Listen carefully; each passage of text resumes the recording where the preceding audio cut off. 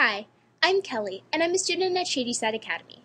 My greatest concern about the environment is that people are unaware of the actions they take having consequences and impact on the environment.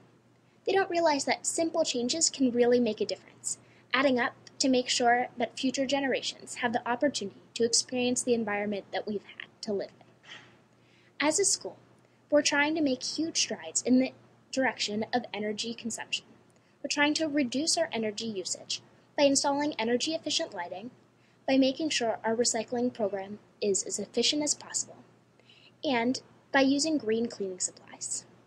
In the future, I envision my school to be carbon neutral.